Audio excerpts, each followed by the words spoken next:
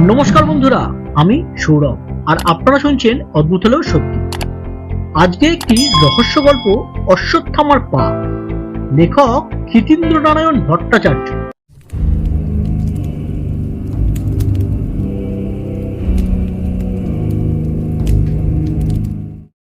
জলপাইগুড়ি আর শিলিগুড়ির মাঝখানে ছোট্ট একটি স্টেশন ভেলাকোবা।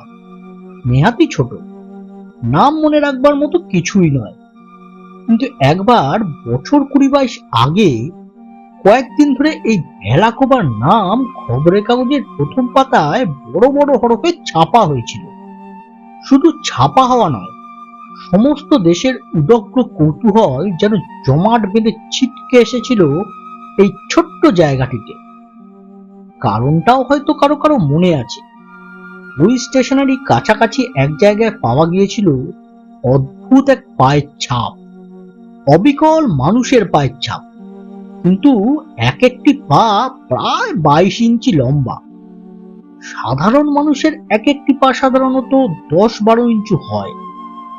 কাজেই এই 22 ইঞ্চি বিরাট পায়ের মালিক যে কত বড় অতিকায় মানব, তা কল্পনা করাও কষ্টকর। ওটি আদপে মানুষের পা কিনা তা নিয়েও কেউ কেউ সন্দেহ প্রকাশ করেছিলেন। স্থানীয় লোকদের কিন্তু সন্দেহ ছিল না ও পায়ের মালিক কে। কে আবার? অশ্বত্থামা। ত্রেতা যুগে হনুমান আর দাপর যুগের অশ্বত্থামা, এরা যে কর্মগুণে অমর হবার বর পেয়েছিল, এ কথা কে না জানে। এই অশ্বত্থামারই পাদস্পর্শে ভেলাকোবার মাটি পবিত্র হয়েছিল, কিন্তু তার দেখা কেউ পায়নি। ওই রহস্যময় বিরাট পায়ের চিহ্নটুকু মাত্র রেখে আবার তিনি অন্তর্হিত হয়েছিলেন। 22 বছর আগেকার ওই ঘটনার কথাটা লোকে প্রায় ভুলেই বসেছিল। আমারও তা উল্লেখ করার কোনো কারণ ছিল না। কিন্তু দুনিয়ার কত ব্যাপারেরই তো পুনরাবর্তন ঘটে। অশ্বত্থামাও যে আবার ফিরে আসবেন তাতে আর বিচিত্র কি? তবে বারে বারে একই জায়গায় তাকে দেখবার আশা করা অন্যায়। ভেলাকোবা ছেড়ে তাই এক নতুন জায়গায় তার দেখা মিলল। ব্যাপারটা তবে খুলেই বলি, এবং একটু আগের থেকে জেট টেনে নিয়ে আসা যাক। দেরাদুনের ফরেস্ট ইনস্টিটিউটে বেশ কয়েক বছর হাতে কলমে কাজ শিখে শুধেন্দু চাকরি নিয়ে চলে এলো আসামের জঙ্গলে। শুধু যে চাকরির খাতিরে এলো তাই নয়, আসামের অনন্য সম্পদ সম্বন্ধে তার বরাবরই কেমন একটা মোহ ছিল। তার টানও বড় কম নয়। এসে দেখলো ভুল করেনি সে। প্রকৃতি তার সমস্ত ঐশ্বর্য যেন উজাড় করে দিয়েছে এখানে। চারিদিকে পাহাড়ের প্রাচীর ঘেরা জায়গাটি। এখানে ওখানে ছোট ছোট পাহাড়ি নদী, ঝর্ণা এঁকে বেঁকে নদীর বুকে কলধ্বনি তুলে ছুটে চলেছে। মাঝখানে রয়েছে প্রকাণ্ড একটা ঝিল। ছোটখাটো হ্রদ বললেও ভুল হয় না। হাজার রকমের নাম না জানা পাখিরা ভিড় করে আসে সেখানে সন্ধ্যার দিকে। তাদের কলস্বরে মুখরিত হয়ে ওঠে বনানী। শুধু কি পাখি, কত রকমের বুনো জানোয়ার আসে জলের লোভে। দল বেঁধে আসে বুনো হাতির পাল, পায়ের ভারে মাটি কাঁপিয়ে। আসে লম্বা আছিন হরিণের দল, মখমলের মতো গায়ের চামড়া, তাতে শ্বেত চন্দনের ফুটকি। কখনো আসে ডোরাকাটা বাঘ, হিংসার মুক্ত গতি, কিন্তু কি সুঠাম দেহ। আসে আরো কত ছোট বড় জানা অজানা জানোয়ার। এত অল্প জায়গায় কত রকম প্রাণীর সমারোহ পৃথিবীর অল্প জায়গাতেই দেখা যায়। কিন্তু এসবের ওপর শুধেন্দুর মোহ নেই ততটা, যতটা আছে বনের বৃক্ষ সম্পদের উপর। বিরাট বিরাট বনস্পতি যেন যুগ যুগান্তরের সাক্ষী হয়ে দাঁড়িয়ে আছে। ঝুড়িনামা বট, অশ্বত্থ, পাকুড়, শাল, সেগুন, পিয়াল, তমাল, মায় মেহগনি, কি নেই সেখানে। কাঁটা ঝোপ থেকে শুরু করে নানা রকম দুষ্প্রাপ্য গাছের ভিড়। উদ্ভিদ বিজ্ঞানের ছাত্র হয়েও শুধেন্দু তাদের অনেকগুলির নামই জানে না। ধরন ধারণ তো দূরের কথা, এ যেন একটা বিরাট বোটানিক্যাল গার্ডেন, কিন্তু মানুষের হাতে গড়া নয়, স্বভাবের হাতে গড়া। মোটা মাইনের চাকরি, সরকারি বন বিভাগের একরকম কর্তা বললেই চলে। অধীনস্থ কর্মচারীরা বলে সাহেব। আগে আগে সাদা চামড়ার সাহেবরাই ছিল এইসব পদে। এখন একটি দুটি করে ভারতীয় এসে তাদের জায়গা দখল করছে। শুধেন্দু যার জায়গায় এলো তিনিও ইংরেজ, মিস্টার টমাস। বয়স্ক লোক আর বেশ অমায়িক। প্রথম দিনটা তাঁরই ওখানে আতিথ্য নিয়েছিল শুধেন্দু। মিসেস টমাস মায়ের মতোই যত্ন করে এটা ওটা খাইয়েছিলেন। টমাস সাহেবও গল্প করেছিলেন অরণ্য জীবনের নানা অভিজ্ঞতার। সামাজিক লোক, যাদের বলা হয় সোসাইটি ম্যান, তাদের জন্য এ জায়গা নয়। বনকে যারা ভালোবাসতে পারে তাদেরই জন্য এ অঞ্চল। কথা বলবার লোকেরও খুবই অভাব এখানে। ভদ্র অর্থাৎ শিক্ষিত লোক বলতে দু চারজন সহকারী ছাড়া বেশি কেউ নেই। তবে মজুরের দল আছে, কতক বাইরে থেকে আসা, কতক এখানকার স্থানীয় পাহাড়ি জাত। এই বনের সঙ্গে অদ্ভুত মানানসই তারা। চালচলনে বন্য প্রকৃতির সঙ্গে সহজ সরল জীবনের একটা আশ্চর্য রকম সমন্বয় রয়েছে। টমাস বললেন, এদেরই মধ্যে আপনার দিন কাটাতে হবে। প্রথম প্রথম একটু অসুবিধা হতে পারে, কিন্তু মানিয়ে নিতে পারলে হয়তো ভালোই লাগবে এই জীবন। তা সত্যিই বলেছিলেন টমাস। কাজের সম্পূর্ণ দায়িত্ব নিয়ে প্রথম প্রথম একটু বিব্রত হয়েছিল শুভেন্দু, কিন্তু কিছুদিন পরেই এই জীবন বেশ হয়ে এলো তার। একা মানুষ, অফিসের কাজ খুব একটা বেশি নয়, অবসর তার চেয়ে প্রচুর। সেই অবসর কাটাবার প্রচুর খোরাকও রয়েছে এখানে। আত্মরক্ষার জন্য সঙ্গে একটা বন্দুক নিয়ে বেরিয়ে পড়লেই হলো। কত কি দেখবার, কত কি জানবার রয়েছে প্রকৃতির এই অফুরন্ত প্রাচুর্যের মধ্যে। বেশ কাটছিল দিনগুলি। এরই মধ্যে হঠাৎ একদিন ছেদ পড়ল। কথা নেই বার্তা নেই, হঠাৎ সেই জঙ্গলে দেখা গেল এক পায়ের ছাপ। সেই 22 ইঞ্চি লম্বা অশ্বত্থামার পা। প্রথম চোখে পড়ে ঝুমরুকুলির বউ বাসমতিয়ার। ঝর্ণার ধারে জল আনতে গিয়েছিল সে খটখটে বেলায়। হঠাৎ দেখে একটা বিরাট গাছ কে উপড়ে ফেলে দিয়েছে, আর তারই পাশে টাটকা মানুষের পায়ের ছাপ। দেখতে হুবহু মানুষেরই মতো, কিন্তু আকারে মানুষের পায়ের দ্বিগুণ হবে। তাই দেখে বাসমতিয়ার আর জল নেওয়া হয়নি। মাটির কলসি ঝর্ণার পাশেই ফেলে রেখে সে ঊর্ধ্বশ্বাসে পালিয়ে এসেছে স্বামীকে খবর দিতে। শুনে ঝুমরু 2-3 জন সঙ্গী নিয়ে তলায় সরকি বসানো বাঁশের লাঠিটা বগলে করে সচক্ষে দেখে এসেছে সেই অভাবনীয় দৃশ্য। অশ্বত্থামা কি আবার এলেন? কিন্তু এ তো ভেলাকোবা নয়, এ যে আসামের দুরন্ত জঙ্গল। এখানে এই পাণ্ডব বর্জিত দেশে তার কি প্রয়োজন থাকতে পারে আসবার? নাকি এ অশ্বত্থামাটামা নয়, কোনো অজানা অশরীরীর পদচিহ্ন? 2-3 দিন বেশ একটা উত্তেজনায় কাটল। তারপর ভয়টা যখন একটু স্তিমিত হয়ে এসছে, তখন খবর পাওয়া গেল আবার দেখা গেছে সেই রহস্যময় পায়ের ছাপ। এও একটা ঝর্ণার ধারে, তবে আগের ঘটনাস্থল থেকে প্রায় মাইলখানেক দূরে। এখানেও ওই রকম বিরাট গাছ উপড়ে ফেলা হয়েছে। একটি নয়, দুটি নয়, পরপর 3টি। শুধু গাছ ফেলাই হয়নি, তাদের শিকড়গুলো কে যেন খুবলে খুবলে নিয়েছে। আর তার পাশের মাটি আঁচড়ে আঁচড়ে করা হয়েছে ক্ষতবিক্ষত। শুধেন্দু এবার আর ব্যাপারটাকে সহজে উড়িয়ে দিতে পারল না। আরো একটা কারণ ছিল। যে গাছগুলো উপড়ে ফেলা হয়েছে সেগুলি বিশেষ এক জাতের দুষ্প্রাপ্য গাছ এবং খুব মূল্যবান গাছ। মূল্য শুধু ওর কাঠের জন্য নয়, এ গাছের পাতা এবং কুড়িতে এমন কয়েকটা রাসায়নিক গুণ আছে যার জন্য ভেষজ বৃক্ষ হিসাবেও এর দাম বড় কম নয়। ভেষজ বৃক্ষ মানে যে গাছ থেকে শুধু ওষুধ পাওয়া যায়, কিন্তু মজা হচ্ছে এই, যেভাবে গাছটিকে উপড়ে ফেলা হয়েছে তাতে মনে হয় না যে ওর ওইসব গুণের জন্য কেউ ওর উপর হস্তক্ষেপ করেছে। গাছের একটি পাতা কেউ ছেড়েনি, এটি কুড়িতেও কেউ হাত দেয়নি। গাছের গুড়ির দিকে তাকালেও স্পষ্ট বোঝা যায় কোনো ধারালো অস্ত্র প্রয়োগ করা হয়নি গাছ কেটে ফেলতে। কাঠের লোভে গাছ ফেলা হয়ে থাকলে কখনো ওভাবে ওপরানো হতো না। তাছাড়া আশেপাশে শাল, সেগুন প্রভৃতি আরো বহু গাছ অক্ষত শরীরে দাঁড়িয়ে আছে, যেগুলি কাঠ সম্পদের দিক থেকে আরো মূল্যবান। বড়বাবু বললেন, স্যার, এ তো স্পষ্ট দেখা যাচ্ছে ভৌতিক ব্যাপার। নইলে রাতারাতি নিঃশব্দে এ কাজ কি কোনো পৃথিবীর মানুষের পক্ষে করা সম্ভব?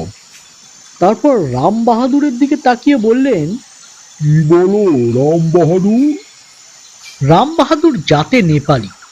ওর পূর্বপুরুষরা নাকি যুদ্ধ ছাড়া আর কিছু করেনি। লড়াইয়ের কথা শুনলে ওর রক্ত নাকি টকবক করে ওঠে। কিন্তু এই যে ভৌতিক ব্যাপার, এখানে তার কিছুই করবার নেই। সে শুধু ঘাড় নেড়ে সায় দিল, জি হুজুর।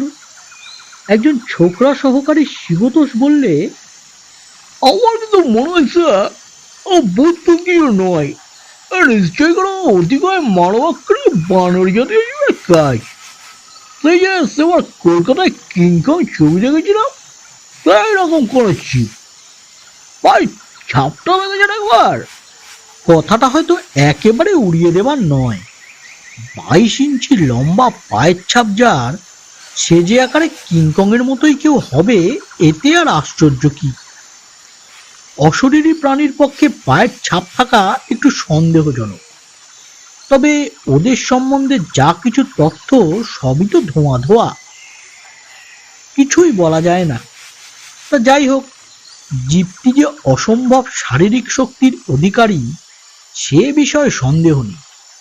ওই অত বড় গাছ কুড়ুল ছাড়া শুধু মুচড়ে, হ্যাঁ রকম দেখে তো মনে হয় মুচড়েই। গোড়া শুদ্ধ উপড়ে ফেলা চারটিখানি কথা নয়। শিকড়গুলি যেভাবে নখ দিয়ে, হ্যাঁ মনে হয় নখ দিয়েই খুবলে ছেঁড়া হয়েছে। তাতে কোনো ভয়ঙ্কর প্রাণীর কথাই মনে হবে হয়তো। শুধু শিকড় খুবলে নেওয়া হয়নি, তার পাশে খানিকটা মাটিও তুলে ফেলা হয়েছে। সুধেন্দু হঠাৎ কোনো জবাব দিতে পারল না। শিবতোষের কথাটা নেহাত উড়িয়ে দেবার নয়। যদি সত্যি তাই হয়, কোনো প্রাগৈতিহাসিক প্রাণীরই আবির্ভাব হয়ে থাকে এখানে, তাহলে ব্যাপারটার গুরুত্ব বড় কম নয়। হয়তো রাতারাতি বিশ্ববিখ্যাত হয়ে যাবে এই জায়গা, সেই সঙ্গে এখানকার বাসিন্দা সমেত তারাও। কিন্তু তার আগে দেখতে হবে নিজেদের নিরাপত্তা। বয়সের দিক দিয়ে না হলেও পদমর্যাদার দিক দিয়ে সেই এখানকার কর্তা, কাজেই দায়িত্বটা তারই বেশি। সবাইকে সাবধানে থাকার উপদেশ দিয়ে চিন্তিত মনে বাংলোয় ফিরে এলো সুধেন্দু। কয়েকদিন চুপচাপ কাটলো।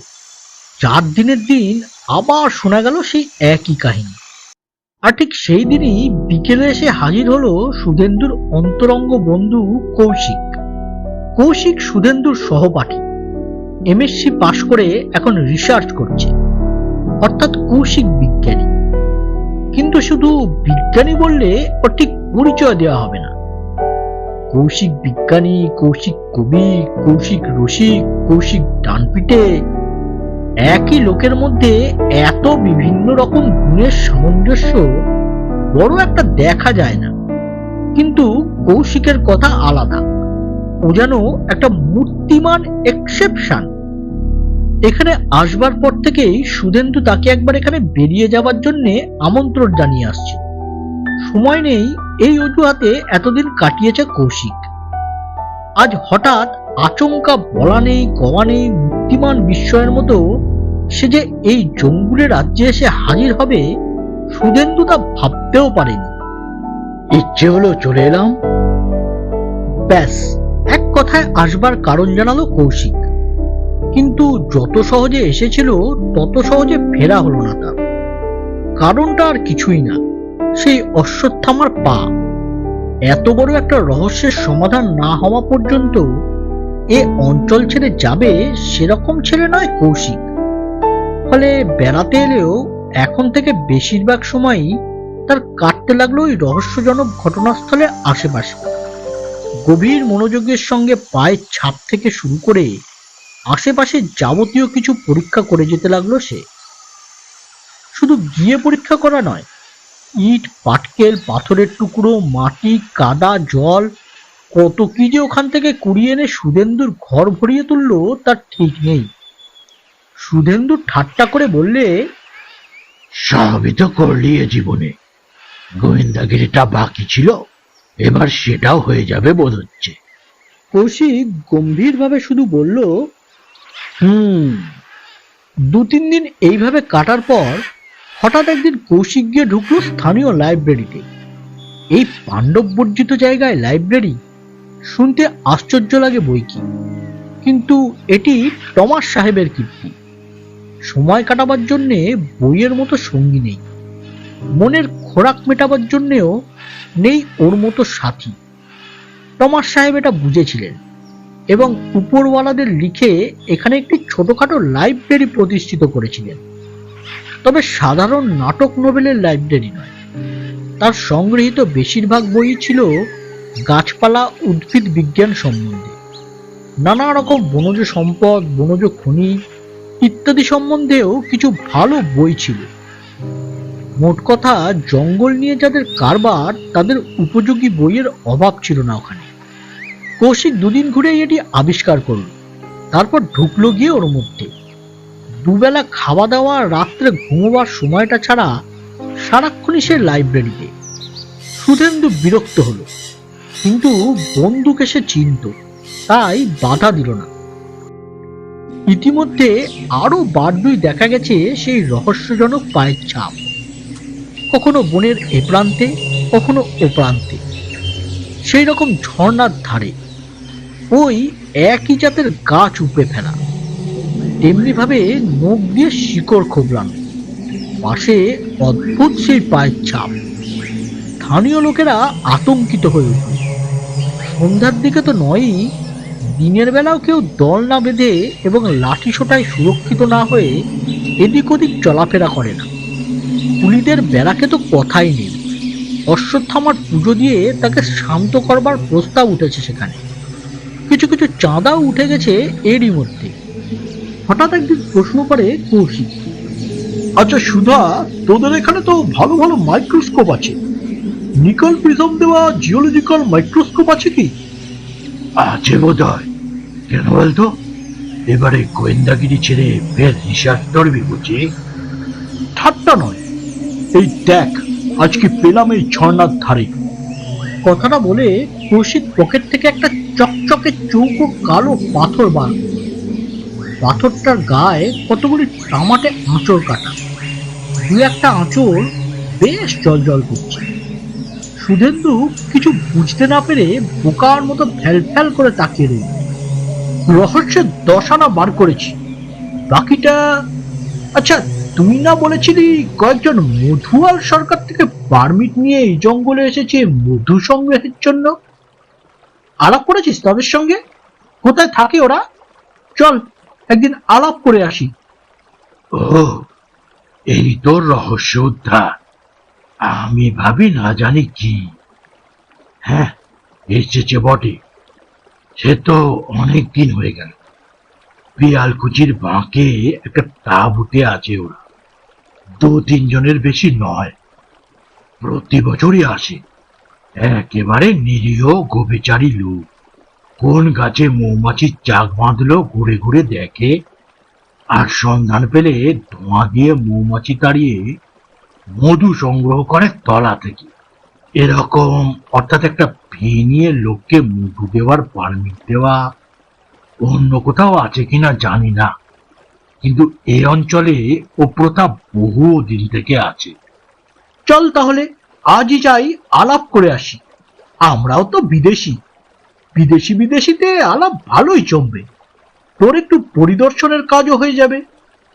সারাদিন কৌশিক যন্ত্রপাতি নিয়ে মাইক্রোস্কোপের সামনে বসে কি কাজ করলো।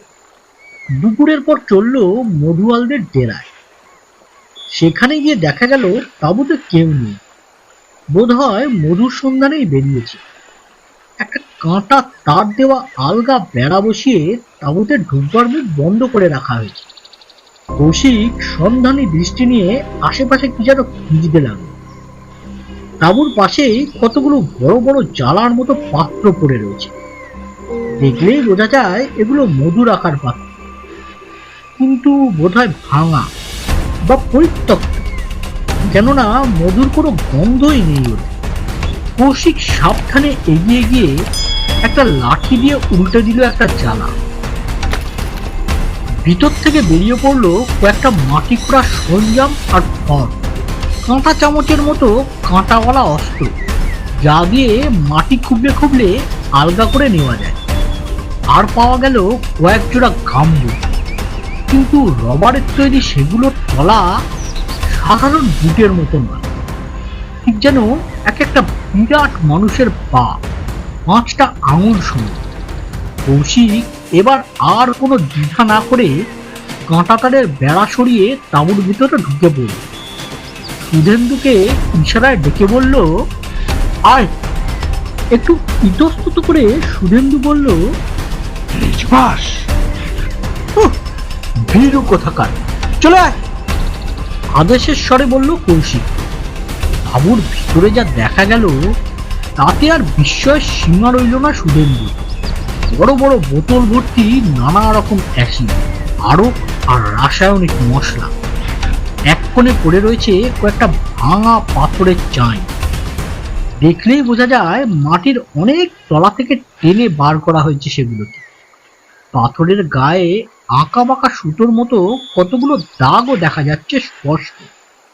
কৌশিক এটা দেখলো, সেটা দেখলো, এটা শুকলো, ওটা শুকলো, তারপর স্বভাব সিদ্ধ মোক্ষম শব্দটি উচ্চারণ করল, অর্থাৎ হাসি। সুধেন্দুকে ডেকে বলল, এখনই কোয়ার্টার্সে গিয়ে কয়েকজন আর্ম গার্ডকে পাঠিয়ে দে, জায়গাটা পাহারা দিতে হবে। আমি অপেক্ষা করছি, এর মধ্যে মধুওয়ালারা যদি আসে আলাপ জমিয়ে নিতে পারবো।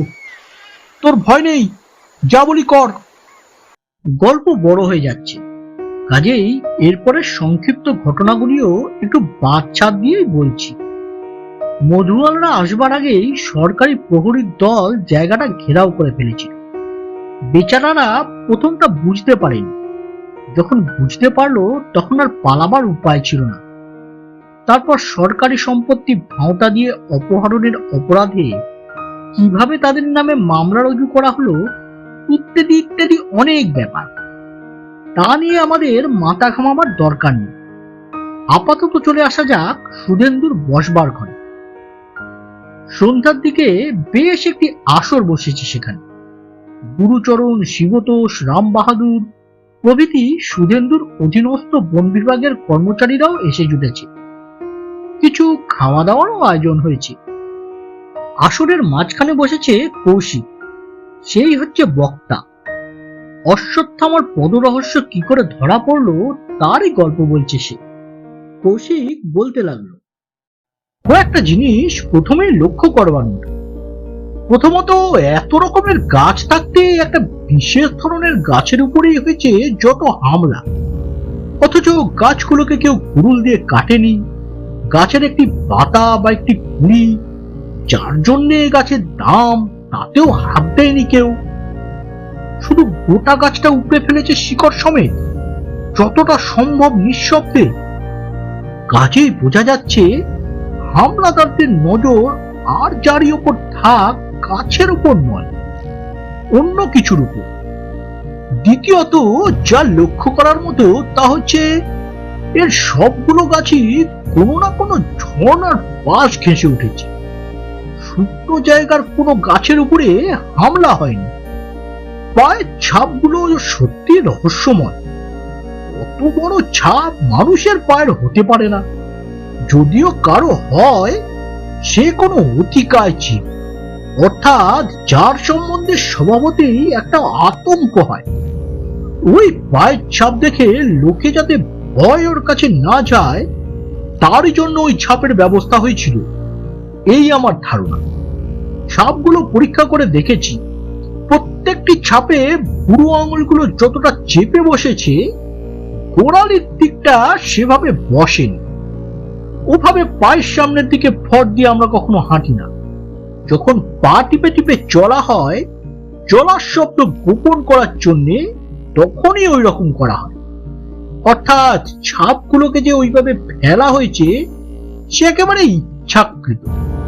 কোন জঙ্গলি অতিকায় জীব, প্রাগৈতিহাসিক যুগেরই হোক বা অন্য যে যুগেরই হোক, হলে ওভাবে পা টিপে টিপে চলবার তার কোনো কারণ থাকতে পারে না। অশরীর তো নয়ই। ওই দেখেই আমার প্রথম সন্দেহ হয় ব্যাপারটা কোনো দুষ্ট লোকের কারসাজি। যতটা সম্ভব গোপনে কাজ হাসিল করার উদ্দেশ্যেই ওই রকম করা হয়েছিল, যদিও বনের মধ্যে ওর প্রয়োজন ছিল বলে মনে হয় না। এরপরই একদিন ওখানে পরিত্যক্ত একটা জিনিস কুড়িয়ে পেয়ে আমি আচমকা একটা মস্ত সূত্র পেয়ে গেলাম। জিনিসটা আমি তোকে দেখিয়েছিলাম সুধা, তোর বোধহয় খেয়াল নেই। আর কিছু নয়, এক টুকরো কোষ্টি পাথর। এখানে কোষ্টি পাথর এলো থেকে?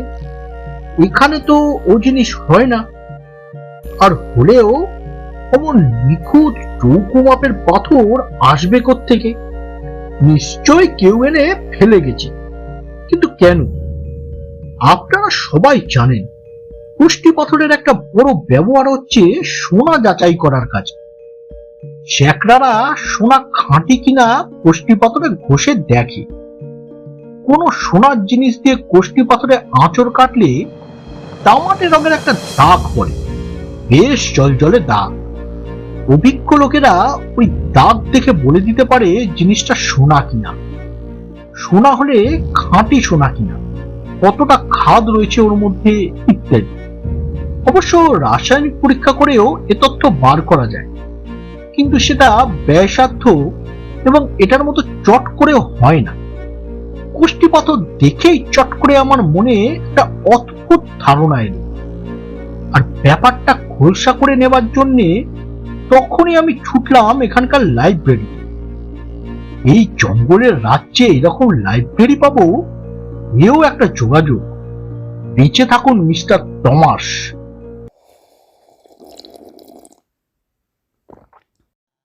চায়ের পেয়ালায় পরপর কয়েকটা দীর্ঘ চুমুক দিল কৌশিক।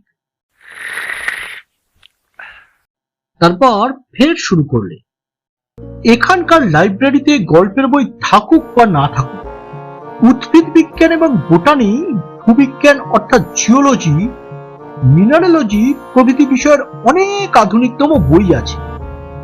এ আমি আগেই দেখে গিয়েছিলাম। বিশেষ করে জিও বোটানির কয়েকখানা বইও আমার চোখে পড়েছিল। জিওলজি আর বোটানি মিশিয়ে এই শাস্ত্রটি তৈরি করা হয়েছে। এইবার সেইগুলোকে কাজে লাগাবার চেষ্টা করলাম আমি।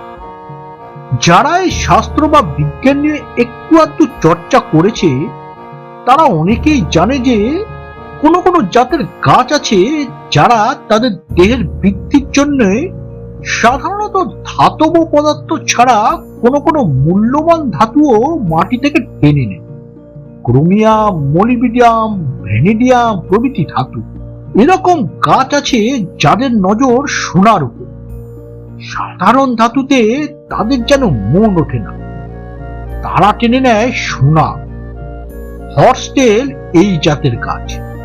তবে বলা বাহুল্য, অধিকাংশ গাছই যে সোনা টেনে নেয় তার পরিমাণ খুব সূক্ষ্ম। কিন্তু কোনো কোনো জাতের গাছ আছে যারা অল্প সোনায় খুশি নয়। মাটির রসের সঙ্গে বেশ খানিকটা সোনা তারা টেনে নিয়ে থাকে। লাইব্রেরিতে বসে বই ঘেটে এই ধরনের কয়েকটি গাছের নাম আর হালচাল বার করলাম। দেখলাম যে গাছগুলো উপড়ানো হয়েছে সেইগুলো ওই জাতেরই গাছ। গাছ সোনা টেনে নিচ্ছে, কিন্তু সাধারণ মাটিতে তো সোনা থাকে না। নিশ্চয়ই এইসব গাছ এমন জায়গায় জন্মায় যার কাছাকাছি মাটির নিচে পাথরের গায়ে সোনার আকর আছে, তা যতটুকু সোনারই হোক না কেন। সোনা আপনারা হয়তো অনেকেই জানেন অনেক সময় অন্যান্য ধাতুর মতো অন্য মৌলিক পদার্থের সঙ্গে মিলে মিশে, অর্থাৎ বিজ্ঞানীরা যাকে বলে যৌগিক পদার্থ, সেইভাবে থাকে না।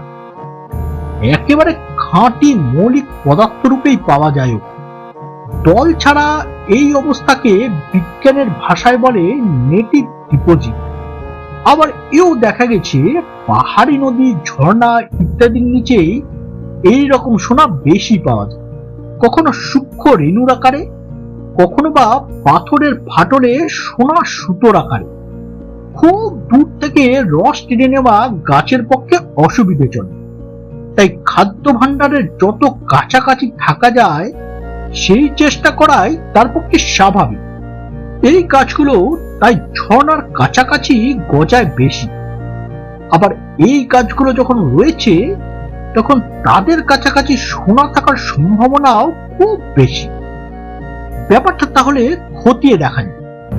এখানকার সরকারি সংরক্ষিত বনে রয়েছে এইসব সোনা খেপো গাছ, কাজে তাদের কাছাকাছি সোনাও রয়েছে, কিন্তু সে হচ্ছে সরকারি সম্পত্তি। সাধারণের পক্ষে তা উদ্ধার করা বেআইনি। কাজে ওইসব সোনা নিয়ে রাতারাতি বড় লোক হতে হলে একটু আধটু কারসাজি করতে হবে বইকি। এখানেও তাই করা হয়েছে। যারা মধুয়াল সেজে এসেছে তারাই হচ্ছে এই স্বর্ণ সন্ধান। ওরা ছাড়া কোনো বাইরের লোকে অঞ্চলে নেই। স্থানীয় লোকদের চালচলনও কারো অজ্ঞাত নয়, কাজেই সন্দেহটা ওদের ওপরই পড়া বিচিত্র নয়।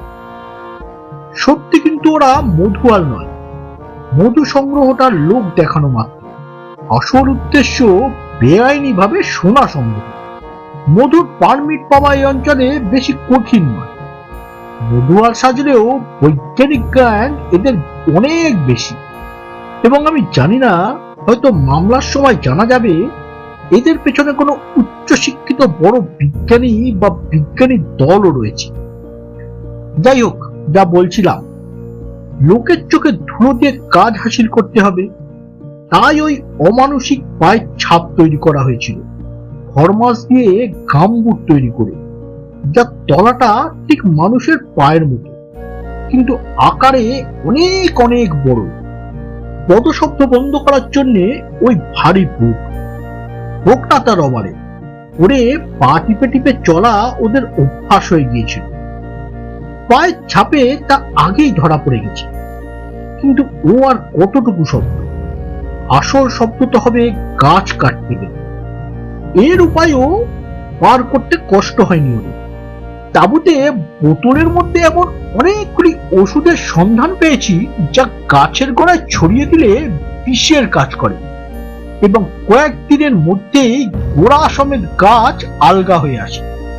তখন তাকে ঠেলে ফেলতে খুব একটা জোর লাগে না, এবং চেষ্টা করলে তেমন শব্দ না করেও আস্তে আস্তে তাকে শুয়ে ফেলা যায়। গাছ না কাটার আর একটা কারণ, এইসব গাছের শিকড় বহু দূর পর্যন্ত লম্বা হয়, আর ওই শিকড়ই তো সন্ধান দেয় কোথায় সোনা আছে। তাই শিকড়গুলো যাতে নষ্ট না হয়, আলগা ভাবে তুলে তুলে দেখা যায় তার চেষ্টা করা হয়েছে সাধ্যমতো। যেটা নখ দিয়ে শিকড় খোবলানো মনে হয়েছে, সেটা আর কিছু নয়, ফর্ক দিয়ে শিকড় আলগা করার চেষ্টা। শিকড় কতদূর গেছে দেখে দেখে সোনার সন্ধান করা হয়েছে, এবং যে মাটি বা পাথর পাওয়া গেছে তাতে সোনা আছে কিনা পরখ করবার জন্য কোষ্ঠী পাথর ব্যবহার করা হয়েছে। পাথরকে খুব পাতলা করে স্বচ্ছ করে ঘষে নিয়ে জিওলজিক্যাল মাইক্রোস্কোপের নিচে ফেললে তার ভিতরকার উপাদান আরো সহজে ধরা পড়ে। বিশেষ করে সেটা কোন পাথর বা কোন মিনারেল তা চিনতে পারা যায় সহজেই। যেসব পাথরে সোনা থাকে তাও চিনতে পারা যায় এতে। আমি ওখানকার পাথর কুড়িয়ে এনে মাইক্রোস্কোপে পরীক্ষা করে দেখেছি। যে ধরনের পাথরে সোনা থাকা সম্ভব, এ সেই জাতের পাথর। কাজেই আমার ধারণা প্রায় অভ্রান্ত। তারপর সুধেন্দুর কিন্তু কিন্তু উপেক্ষা করে ডেরায় হানা দিয়ে বাকি সমস্ত সন্দেহের নিরসন হয়েছে। কিন্তু গুরুচরণ কি বলতে যাচ্ছিলেন? শিবতোষ বাধা দিয়ে বললে, আর কিন্তু টিন্তু নয়, স্যার অত খাবারের আয়োজন করেছে যেগুলো সদ্ব্যবহার করা যাবে। কিন্তু পুরী ব্যারাকের পুরোটা পুজো হোক না যেমন হচ্ছে, প্রসাদ, বিশেষ করে মহাপ্রসাদ, অবিশ্বাসীদের কাছেও পরম লোভনীয়। হাসতে হাসতে বললে কৌশিক। কেমন লাগলো বন্ধুরা আজকের এই গল্পটি? ভালো লাগলে একটি লাইক করুন, শেয়ার করুন সকলের সাথে। আর হ্যাঁ, চ্যানেলটি সাবস্ক্রাইব করতে ভুলবেন না যেন, কারণ এই রকম গল্প নিয়ে প্রতি শনিবার ঠিক দুপুর 1টায় আমি হাজির থাকছি এই চ্যানেল। তাহলে বেল আইকনটিও টিপে দিন, তাহলে আপনাদের কাছে নোটিফিকেশন পৌঁছে যাবে। তাহলে আজকের মতো নমস্কার।